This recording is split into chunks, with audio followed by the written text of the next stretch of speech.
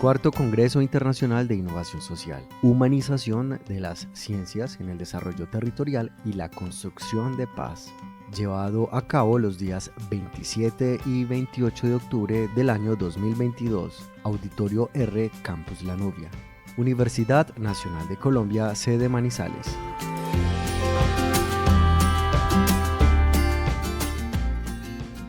Entonces vamos a invitar a Carlos Mario Perea Restrepo, que es psicólogo de la Universidad de los Andes, magíster en Historia de la Universidad Nacional de Colombia y doctor en Estudios Latinoamericanos de la Universidad Nacional Autónoma de México, quien nos acompañará con su ponencia Paz y Conflicto. Estoy aquí invitado a la Universidad de Manizales porque tenemos una alianza en este momento entre las sedes de la universidad en una red que ha producido este libro que se llama Construir la Paz y Cuidar la Vida. Es el resultado, el producto de un trabajo que venimos haciendo hace año y medio en que convergen 8 universidades, incluyendo en una de esas universidades 5 sedes de la Universidad Nacional. Una es, por supuesto, Manizales y el profesor Germán Albeiro Castaño es miembro de ella. Pero convergen también otros centros de pensamiento con trayectoria en el trabajo en el país, el CINEP, Fundación Ideas para la Paz, Paz y Reconciliación, en fin. Lo que yo voy a hacer en esta presentación es un intento de recoger este trabajo conjunto que hemos hecho, que fue sintetizado en este libro que apareció el 8 de agosto. Para los extranjeros y extranjeras es importante aclararles que en Colombia se posesiona el presidente el 7 de agosto y lo que nosotros hicimos a lo largo de año y medio de trabajo fue construir un conjunto de recomendaciones de política pública para formularle al nuevo gobierno cualquiera que fuera el signo político de ese nuevo gobierno. Como lo ven en el subtítulo, se llama Recomendaciones para el Plan Nacional de Desarrollo. El Plan Nacional de Desarrollo es, en muchos sentidos, la carta de navegación de cada gobierno. En el Plan Nacional de Desarrollo, lo que los gobiernos hacen es establecer sus grandes apuestas, definir sus grandes metas, construir sus grandes estrategias y, por supuesto, dividir el presupuesto. Eso significa que hicimos un conjunto de recomendaciones en esa dirección, pensando también que fuera al mismo tiempo un conjunto de recomendaciones para la sociedad. Dicho esto, comenzamos por decir que esta propuesta tiene un elemento fundamental, un elemento central, que es proponer que el Plan Nacional de Desarrollo debiera enfocarse en construir la paz y cuidar la vida, como lo dice el título del libro. Colombia es un país, ya hemos escuchado ya muchas cosas y es de conocimiento global la situación difícil en este país, pero nosotros aquí adentro, fíjense, tenemos que volver sobre estas discusiones. Ya el profesor Germán esta mañana puso la importancia de la paz, por qué hay que refrendar la discusión de la paz, por dónde hay que refrendarla, y justamente el intento del trabajo es exactamente ese. Decir que el Plan Nacional de Desarrollo debe enfocarse en la paz pasa por el hecho de que este país tiene la triste condición de ser una nación que desde hace mucho tiempo está sometida a un reciclamiento incesante de los actores violentos y de las violencias. Esto es un fenómeno histórico que no tiene que ver solamente con la construcción de las guerrillas modernas en los años 60, como se ha dicho durante el último tiempo, sino que por el contrario Colombia arranca desafortunadamente este ciclo de violencia desde los años 40 del siglo XX.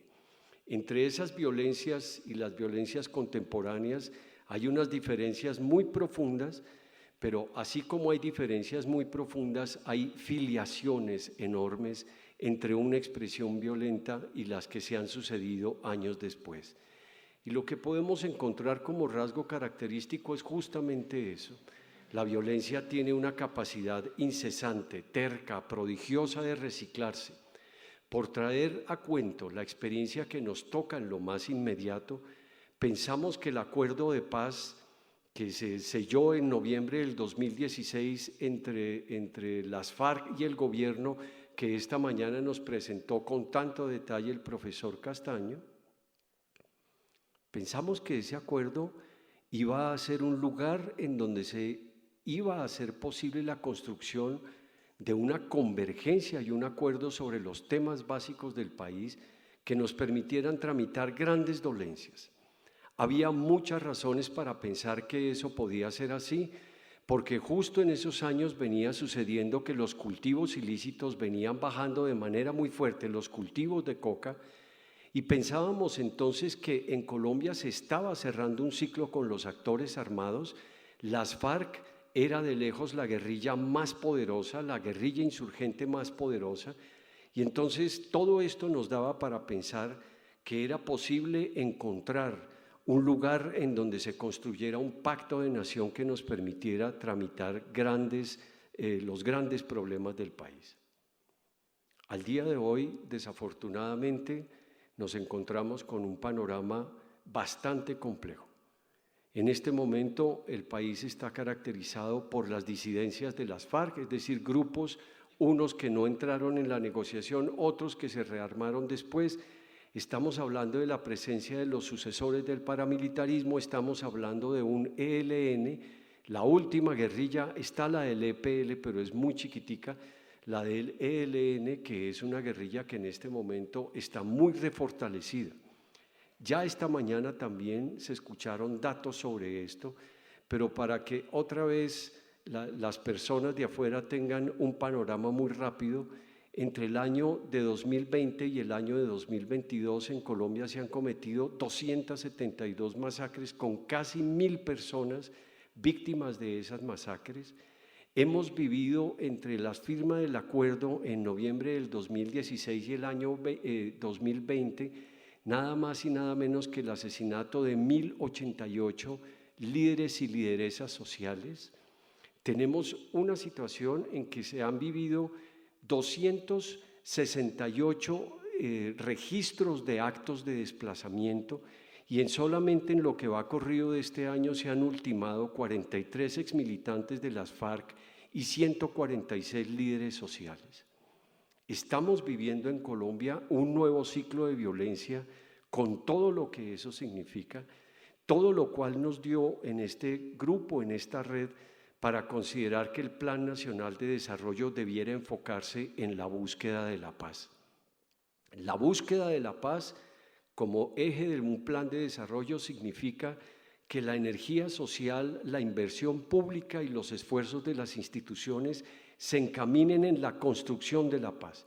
Pensamos que además esto tiene una razón política y estratégica muy importante en la medida en que permite que las personas se vinculen desde los más diversos lugares a la discusión del Plan Nacional de Desarrollo y a los esfuerzos de construcción de país en los que estamos metidos.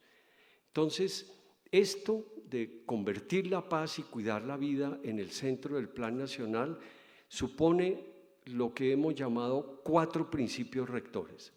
Primer principio rector: tenemos que entender que la paz va mucho más allá del conflicto armado. En Colombia hemos terminado, por razones de la crudeza y del efecto devastador del conflicto armado, hemos terminado armando una visión de la paz circunscrita al conflicto armado. Nuestras categorías de representarnos el conflicto, de mirar los conflictos y de mirar las maneras como se producen, los hemos terminado circunscribiendo únicamente al contexto del conflicto armado. La lógica de la guerra se nos ha convertido en una lógica con la que pretendemos leer todos los contextos del conflicto y muchas de las situaciones que arman la vida pública en la construcción de nuestra experiencia colectiva.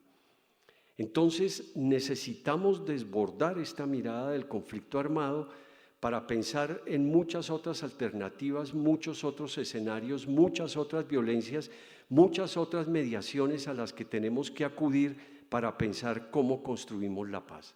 Segundo presupuesto: Es necesario concebir la paz como un proceso de modificación de los balances de poder. Hemos terminado mirando la paz mucho en términos de programas y de ejecutorias y de presupuestos para resolver un conflicto aquí y un conflicto allá, y es necesario que caminemos más allá en la dirección de pensar la paz como un proceso que tiene que tener como resultado la modificación de los balances de poder.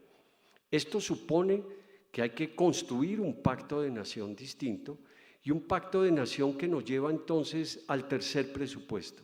Ese balance de poder, ese nuevo balance de poder, ese pacto de nación se tiene que construir de cara a la sociedad. La paz en Colombia ha sido profundamente estatizada. La paz en Colombia se maneja mucho desde el Estado, desde sus determinaciones, desde sus centros de poder. Se asumen mucho los cambios en los equilibrios de poder que produce la paz como una tarea de conferirle el poder al Estado. Y entonces no podemos limitarnos a eso y pensar que este balance de poder se tiene que conducir en la dirección de hacer de la sociedad un ente orgánico, organizado y movilizado que es realmente el mayor antídoto contra la violencia. No es una quimera.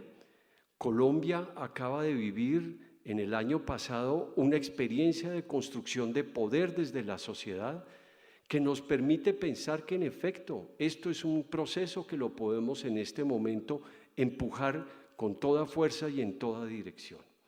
Y el cuarto presupuesto, he dicho, hay que desestatizar la paz, pero al mismo tiempo necesitamos hacer un trabajo de reconstrucción del Estado, de las garras del neoliberalismo y de su destrucción de las capacidades del Estado.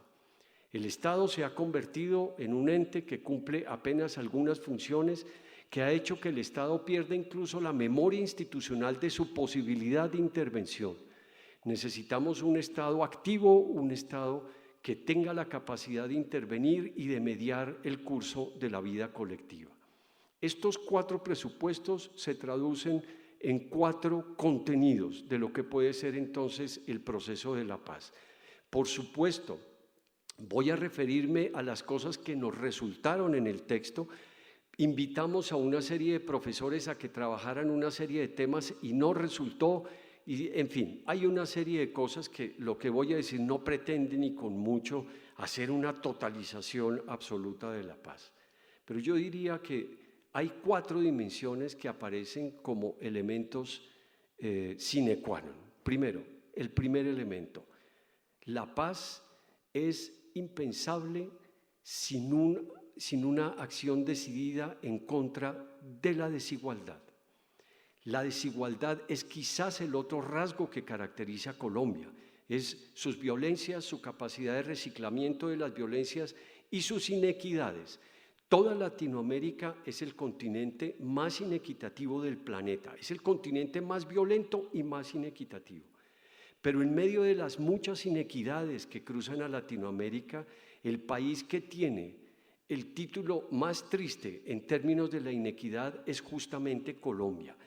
Para traer a cuento solamente 2 datos que nos ilustren esto, en Colombia el 1% de la población es dueño del 40% de la riqueza y el 50% más pobre de la población es dueño del 4% de la riqueza. El Gini de tierras en Colombia está en 0.9. 1 es la máxima inequidad, el de Colombia está en 0.9. Es decir, estamos realmente en una situación de hiperconcentración de la tierra, resultado de la guerra. ¿Qué hacer entonces en la dirección de este problema de la desigualdad? Primero, hay que adoptar políticas redistributivas. La primera es la reforma tributaria y eso está en este momento en Colombia muy avanzado. Es necesario políticas de transferencias monetarias que son el ingreso seguro y estas transferencias a poblaciones críticas. Bueno, esa es una dimensión que indudablemente el papel de la redistribución es muy importante. Pero no basta con la redistribución. Es necesario que en el país haya modificaciones profundas del modelo económico. Y el modelo económico tiene que ver con que es necesario que haya una recomposición profunda en materia de economía, que en el texto lo que terminamos trabajando como elemento central es que es necesario que el país recupere un camino hacia la reindustrialización.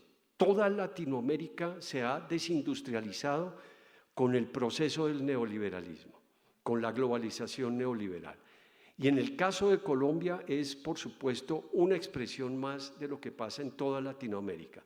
Pero se hace necesario entonces reactivar la economía, uno, en la dirección de un proceso de reindustrialización y un proceso de reindustrialización que entre en un diálogo profundo con una recomposición económica del campo. Esta mañana se habló con creces de la reforma agraria y eso está allí metido. Y es necesario entonces pensar la reforma agraria en sí misma, pero es necesario pensar la reforma agraria en conexión con una recomposición del mundo de la economía en términos de la esfera de la producción industrial.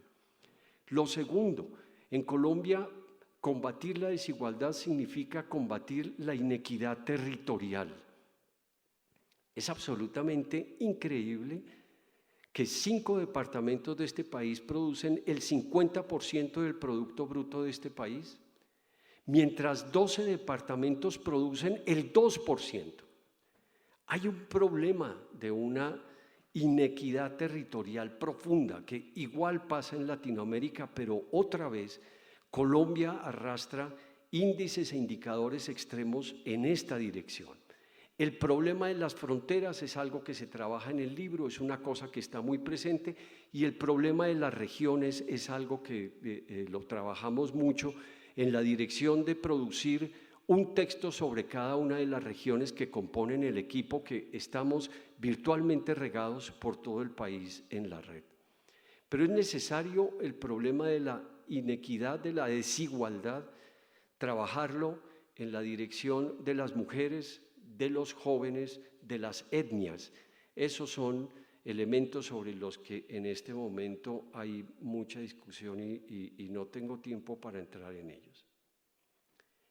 Segundo puntal del contenido de un proceso de paz pasa por una palabra muy grande que es: Colombia tiene que pasar por una profundísima transformación cultural.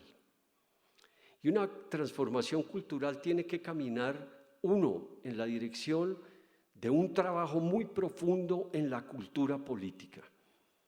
Tenemos en nuestra historia una polarización que atraviesa nuestro tejido político desde el momento mismo de fundación de la República. Esto que hemos vivido en Colombia, que lo ha vivido también el mundo entero, que se ha polarizado en estas posiciones extremas, todo el planeta está viviendo esto, pero Colombia tiene otra vez la condición de ser el país que vivió la polarización más extrema antes que los otros países por la condición de la guerra. Esto que hemos vivido, que nos ha afectado de maneras tan impresionantes, que ha sido capaz de penetrar hasta los más delicados e íntimos lugares de la vida cotidiana, de los uribistas versus los no uribistas, con todas las derivaciones que suponga eso no es nuevo en la historia de nuestro país. El Frente Nacional, que fue un acuerdo para extranjeras y extranjeros con el que se trató de sortear la violencia que vivimos de los años 40, es una lectura que se construyó en mucho sobre el olvido. Digamos, es uno de los elementos centrales.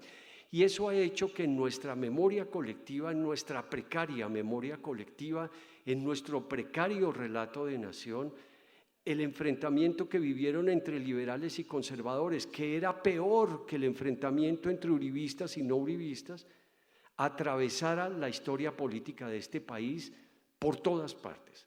El proceso de ocupación territorial, el proceso de construcción de la tierra, el proceso del campesinado, todo fue atravesado por eso, de tal manera que ante lo que nos pone esto es a un país que ha vivido una forma de construir al otro de la manera más compleja, porque el otro en mucho en Colombia está constituido sobre la muerte. Es necesario entonces que hagamos un trabajo de transformación de nuestra cultura política desde lo más hondo, pero una transformación cultural toca también con procesos de reconstrucción de los tejidos sociales. Ya el profesor Germán Albeiro, nos hizo una muy bella reconstrucción de lo que están haciendo en Manizales y en la zona de Caldas, y esto que contó el profesor Castaño es lo que está sucediendo en este país por todos lados. Esa es una constatación más de la presencia de sociedad en este momento, que ha sido una sociedad muy golpeada, pero que con los acontecimientos de los últimos tiempos ha recobrado una fuerza, un protagonismo realmente importante que le da sentido a un proceso de reconstrucción de los tejidos sociales que tiene que arrancar muy de abajo y que tiene que hacer de la educación el eje central de su ejercicio. Estamos planteando un proyecto de conexión de los colegios entre muchachos y muchachas entre los 10 y los 15 años. Los 10 y los 15 años es el momento en que se construye la visión, la percepción de lo público, el sentido de lo público, el sentido del otro. Y este es un país de unos clasismos realmente impresionantes. Tampoco les tocó a ustedes, pero tenemos una vicepresidenta afrodescendiente y en estos días nos tocó asistir a una mujer hablando con un desprecio y una cosa impresionante de la vicepresidenta solamente por su condición del color de su piel negra. Entonces, hay que hacer un trabajo de reconstrucción muy profundo, muy delicado. Bueno, tercer contenido de un proceso de paz. Como nos hemos quedado mirando el conflicto armado, porque fíjense ustedes que en Colombia, hasta hace unos muy pocos años, teníamos un conocimiento profundo del conflicto armado. Entonces, nosotros podíamos decir en la academia quiénes eran los actores del conflicto, dónde se habían constituido, cómo se habían desarrollado, cuáles eran sus estrategias, por qué había pasado, con quiénes se habían enfrentado, en qué geografías estaban, cuáles eran. Bueno, podíamos hacer un seguimiento muy minucioso de eso, pero no podíamos decir lo mismo de la paz. Nuestra mirada sobre la paz era absolutamente precaria. Cuando comenzó la negociación con las FARC, que comenzó en el año de 2012, estábamos en el Consejo Nacional de Paz y era muy impresionante la manera como nos topábamos con una sociedad que estaba desprovista de contenidos propios para pensar la paz. Todo el tiempo en el Consejo Nacional de Paz estábamos esperando cuál era la última directriz que nos mandaban desde La Habana y salíamos a hacerle pedagogía y a trabajarle, pero la sociedad se ha curado de eso, en mucho porque el conflicto armado ha comenzado a perder su densidad y su fuerza, y entonces nos enfrentamos a una multiplicidad enorme de otras violencias. El caso más paradigmático, déjenme uso esa palabra tan enfática y tan fuerte, el caso paradigmático de esto son las ciudades. Las ciudades producen más homicidios que los sectores rurales. Pero como en Colombia tenemos este esquema mental en que pensamos en el conflicto armado y pensamos en el campo, eso ha hecho que la ciudad y todas sus violencias desaparezcan por completo del panorama. Estoy utilizando un por completo muy fuerte. Pero fíjense ustedes que es muy fuerte que en Colombia, la única ciudad de la que tenemos un trabajo grande de conocimiento y de investigación es Medellín, por razones de las maneras como el conflicto armado hizo la presencia que hizo en Medellín. Pero no sabemos nada de las otras ciudades. ¿Qué pasa en Manizales? Ayer estábamos hablando con las amigas en donde estoy, donde me recibieron, el año de 2020, que fue el año de la pandemia. Pónganle cuidado a eso porque en ese momento los indicadores bajaron. En el año de 2020 hubo en Manizales 57 homicidios. ¿Dónde están esos homicidios en Manizales? ¿Quién los comete? ¿Quiénes son los protagonistas? ¿En qué dinámicas están metidos? ¿Quiénes son los actores que están detrás de eso? Y entonces lo que termina sucediendo es que la ciudad es una gran ausente y resulta que la ciudad es el escenario del 80% de la población en este país. encontramos entonces una paradoja muy compleja, porque en las ciudades hay unas violencias muy fuertes que no las hemos mirado sencillamente. Y para cerrar esto, por asunto de tiempo, fíjense que esta mañana se dijo, el Acuerdo de La Habana tiene 308 páginas. Pónganla en el computador y díganle que les busque la palabra ciudad. Aparece 5 veces. Y el Acuerdo de La Habana está internacionalmente reconocido como el acuerdo más completo de paz del que se tiene noticia en los últimos tiempos. El Acuerdo de La Habana introduce la justicia, que eso no había estado en otros acuerdos de paz, por ejemplo. Entonces, el Acuerdo de La Habana, además, nos lo mostró esta mañana otra vez el profesor Castaño. Los detalles de esto son realmente infinitos, pero en medio de eso la paz no existe. Este problema del Acuerdo de La Habana y su olvido completo de la ciudad es una cosa que es imputable no solamente al Acuerdo de La Habana.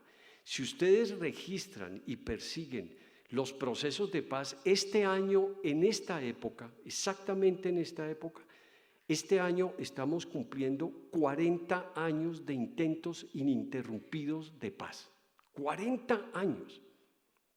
Es un dato realmente impresionante, pero si ustedes agarran estos 40 años en los muchos procesos de paz que hemos pasado, porque Colombia es en este momento el país de los experimentos de paz, hemos pasado por todo.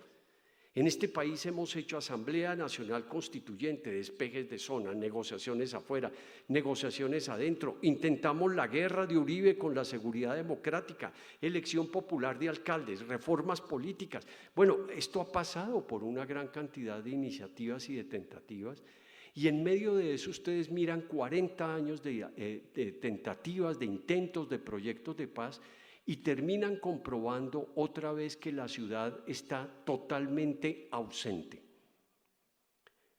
El resultado de esto es de unas implicaciones enormes, porque si la paz no está en nuestra mirada del conflicto, en nuestra percepción del conflicto, la paz no entra en la paz. Entonces, la paz en Colombia tiene un muy decidido sesgo rural. El Acuerdo de La Habana es un acuerdo ruralista de la paz. Y se hace necesario entonces incluir la ciudad y sus otras violencias en los procesos de paz. En Colombia habrá una paz completa solamente en el momento en que se trabaje la paz en el campo, pero también la paz en la ciudad. Otra vez, el acuerdo del año pasado nos mostró con creces que en la ciudad hay un conflicto tan fundante como el conflicto en el campo, porque parte de toda nuestra racionalidad es pensar que el conflicto fundante de Colombia, de nuestra guerra, de nuestras dolencias, es el problema agrario, es el problema rural, y resulta que en la ciudad enfrentamos igualmente otra serie de conflictos igual de complejos. Y para terminar, el cuarto contenido. El cuarto contenido tiene que ver naturalmente con el narcotráfico y la negociación con los actores armados, digamos, actores armados no estatales. El problema del narcotráfico creo que tenemos que celebrar porque en muchos años estamos viendo que se abre un pequeño resquicio, un pequeño, muy pequeño resquicio, porque vean, la historia del prohibicionismo es una historia que se remonta a los Estados Unidos al siglo XIX, que cruza el siglo XX, que adquiere toda su fuerza en los años 70 del siglo pasado y que se ha mantenido hasta el día de hoy con instituciones encargadas de hacer la función de ser gendarmes de la guerra contra las drogas. La JIFE es un ejemplo contundente. Eso significa que el ambiente en el concierto mundial es totalmente adverso a esto de la posibilidad de repensar nuevos caminos con el tema del narcotráfico.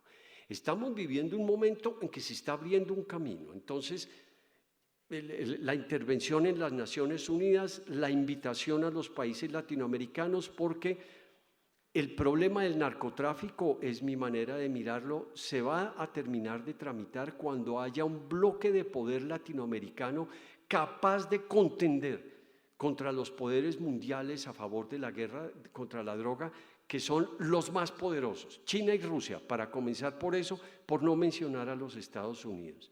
Biden acaba de hacer, de decretar una cosa respecto a los consumidores de droga, de perdonarlos. Hay un ambiente que se está abriendo caminos.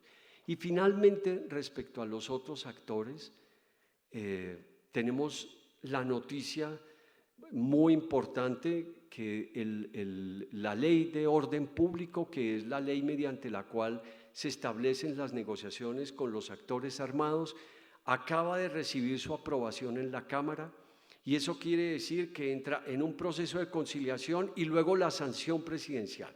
Ahí hay un debate sobre ciertas cosas, pero lo más importante de todo, lo que aparece como la cosa más importante, es que se acordó y pasó derecho la diferenciación entre sometimiento y negociación.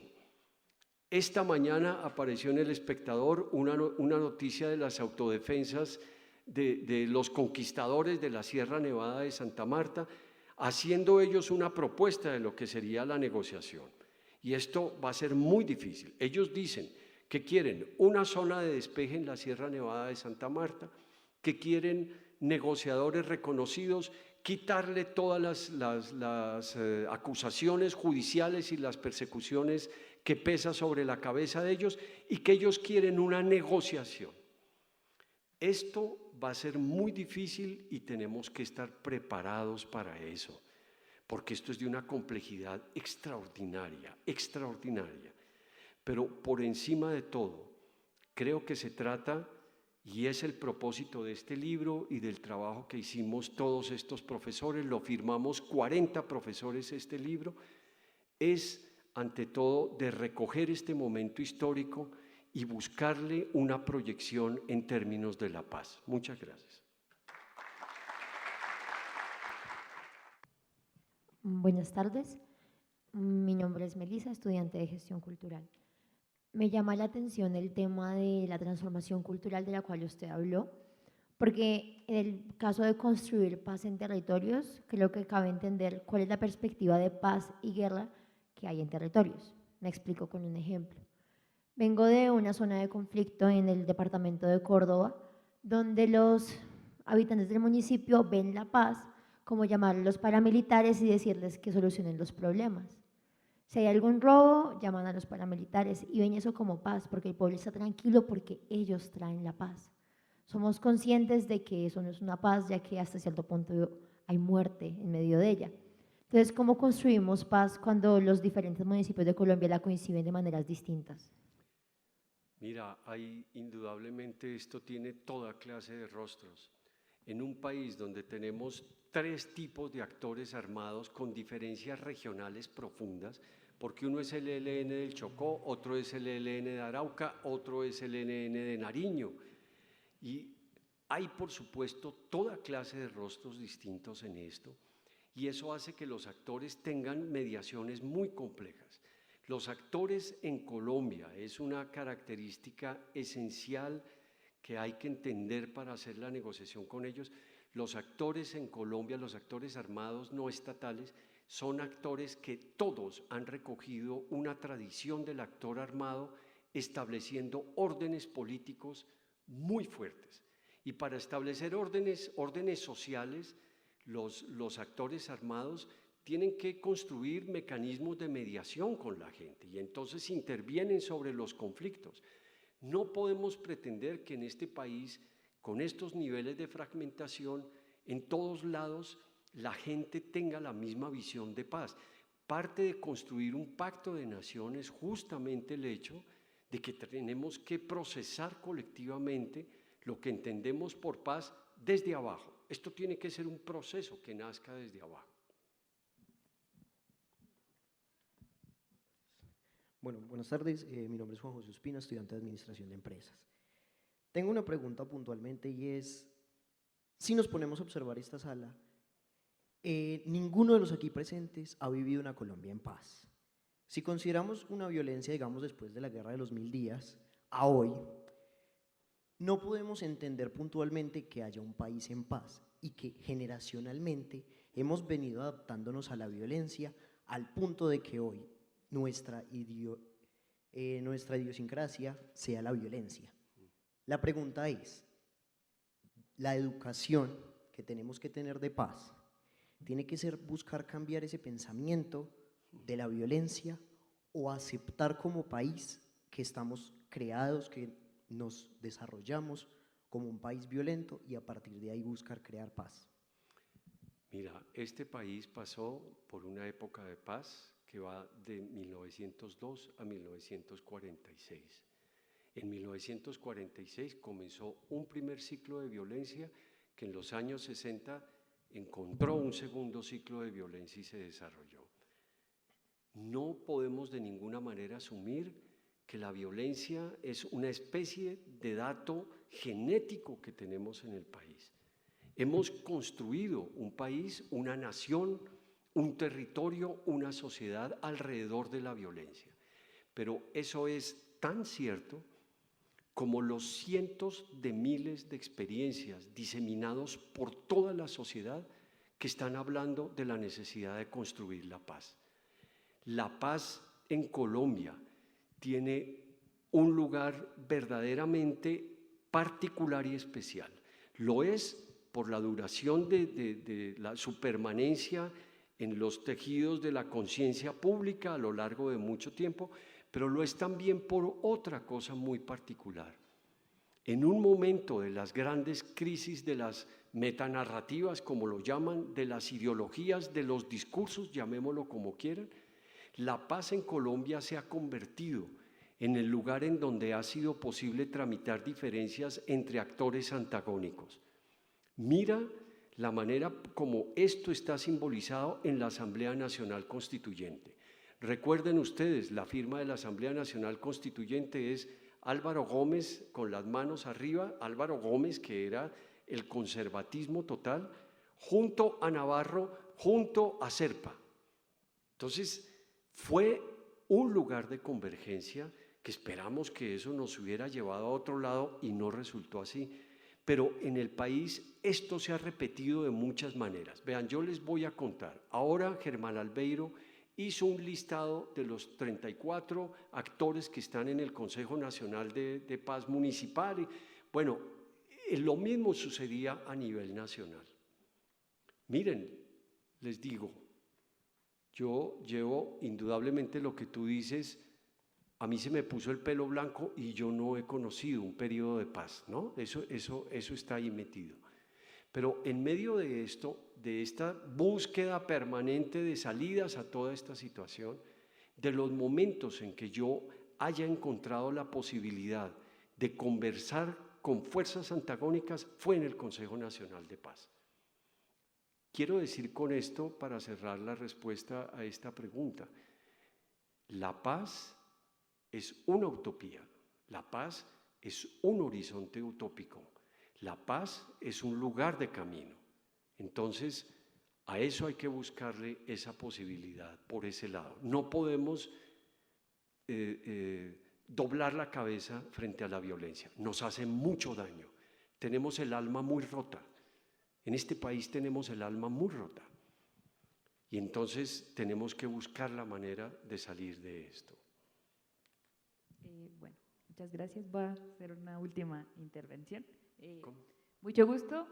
Buenas tardes para todos. Mi nombre es Luna. Me acaba de impresionar mucho lo del alma rota. Mi pregunta está un poquito enfocada a los resultados del plebiscito por la paz del 2016, en donde ganó el no.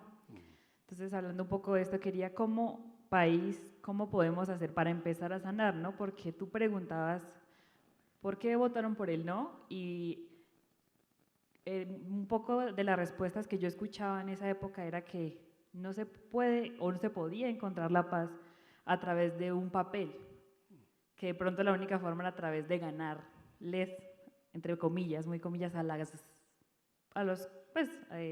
guerrillas. Entonces, ¿cómo poder construir pues no sé si sea la palabra convencer, pero ver que la paz se puede hacer sin la guerra. No sé si me hago explicar un poquito la pregunta, ¿sí? Porque en el plebiscito ganó el no. O sea, somos un país como si de pronto no quisiéramos la paz, o no entendemos o no creemos que se pueda lograr a través de discursos o a través de la academia, ¿sí? Gracias. Mira, en lo inmediato del momento del plebiscito hay un choque de dos perspectivas y estrategias pedagógicas, porque le estuvimos haciendo un trabajo realmente incansable. Todas las universidades nos metimos en eso, en hacerle pedagogía al sí y al acuerdo. Nuestro discurso era un discurso muy racional, muy fuerte, muy armado, muy lleno de... El discurso del no fue un discurso del manejo de los sentimientos, de cosas elementales, de unos enunciados sencillos, que hizo que esto tuviera la audiencia que tenía en medio de un país en donde hay también una resistencia muy grande a la guerrilla. Eso es una cosa que está ahí metida. El trabajo de reelaboración de todo esto pues pasa por todo lo de la presentación, ¿no? Economía, transformación cultural, ciudad, otras violencias, negociación con actores, ¿no? Todo eso tiene que ir al unísono si queremos salir de este hueco complejo en el que estamos. Buenas tardes. Bueno, yo quería mencionar dos cositas al respecto a la ponencia. Me llama mucho la atención los 4 elementos, los 4 contenidos que se han proyectado como parte de una paz. Estoy totalmente de acuerdo y pensaba mientras se mencionaban en aspectos que se hablaron más temprano, en particular cómo incorporar el tema ambiental en estos 4 elementos. Yo pensaba, bueno, parte de la premisa de la que se parte, justamente valga la redundancia, es decir, hay que superar el conflicto armado como elemento estructurante de la paz y mirar otros aspectos. Creo que el ambiente es uno de ellos. Colombia, como creo que es el segundo o tercer país con más conflictos ambientales pues identificados, aparece eso en un plano y creo que vale la pena pues resaltarlos. Yo los veo como transversales a los 4 puntos. Entonces, por ejemplo, en el primero se hablaba de la reindustrialización. Bueno, habría que ponerle un asterisco, una reindustrialización orientada bajo esta perspectiva.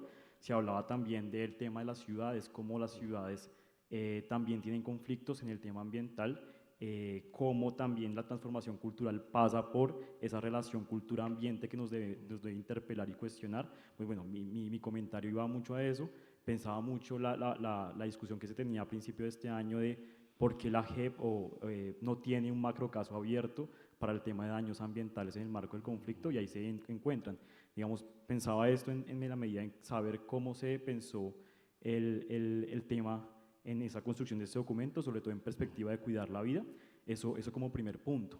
Segundo, también pensaba en la otra premisa que nos mencionaban, y es la paz ha sido pues muy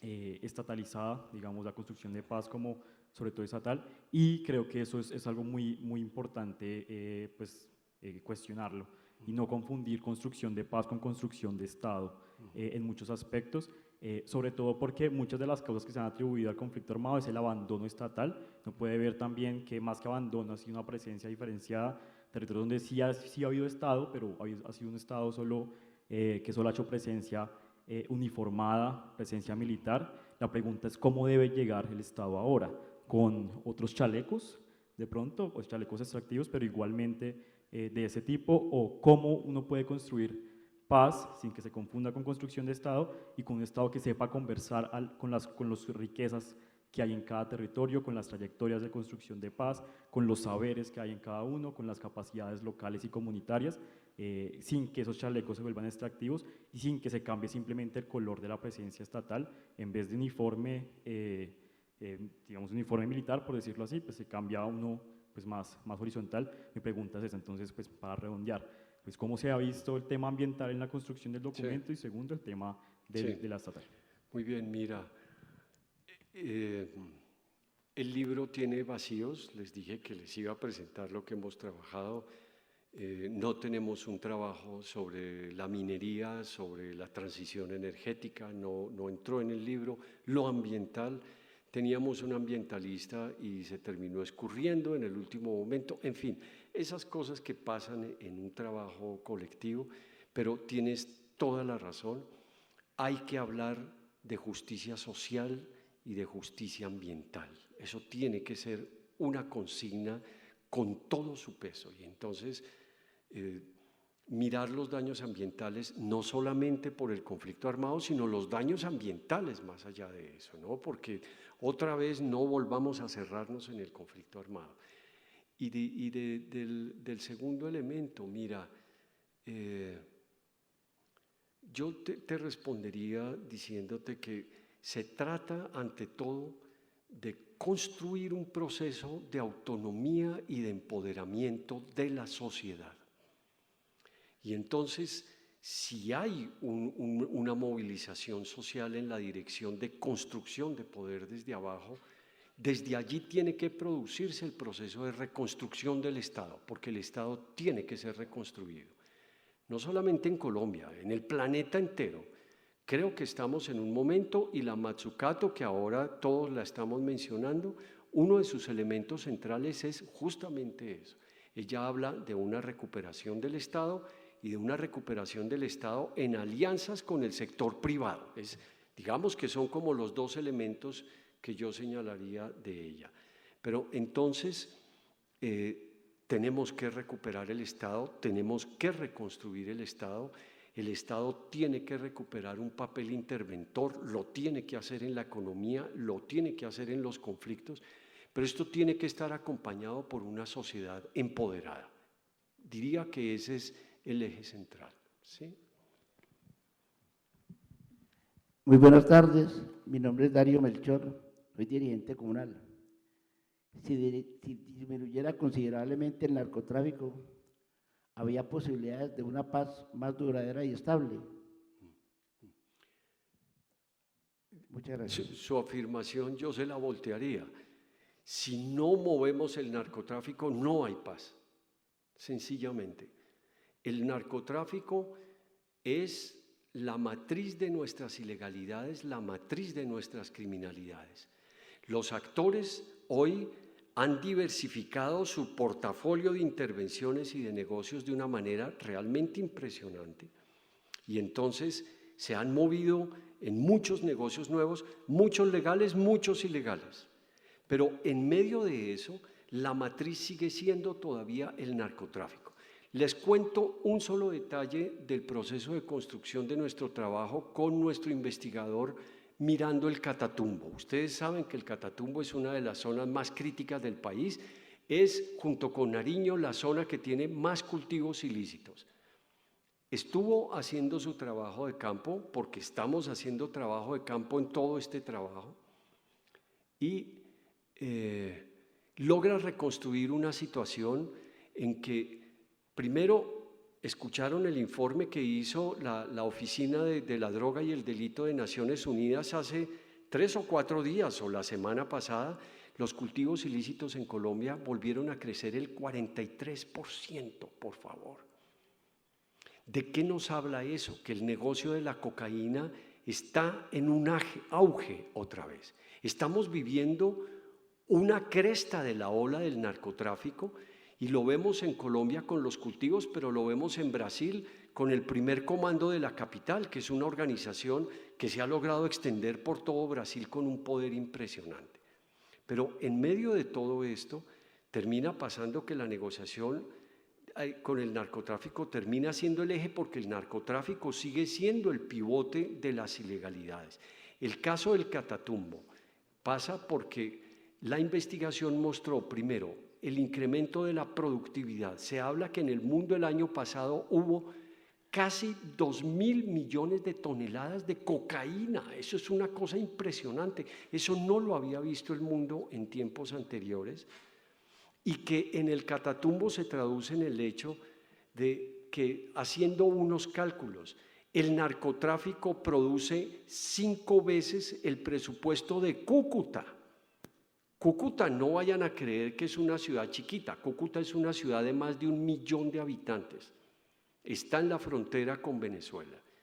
Y los cálculos es que el narcotráfico en la zona produce 5 veces el presupuesto de Cúcuta. ¿Dónde van estos dineros? ¿Cómo circulan estos dineros? ¿Qué pasa con estos dineros?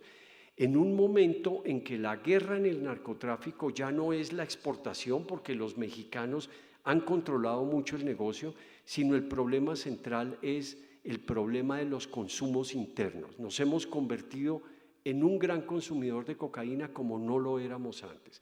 De manera, señor, que el problema de la cocaína es de una complejidad impresionante. ¿Qué le vamos a ofrecer a los actores que controlan estos mercados, estas circulaciones, estos cultivos, esos territorios, para que dejen ese negocio floreciente y entren otra vez a un proceso de reinserción en la vida social? Es uno de los grandes dilemas de este momento. Bueno, muchas gracias.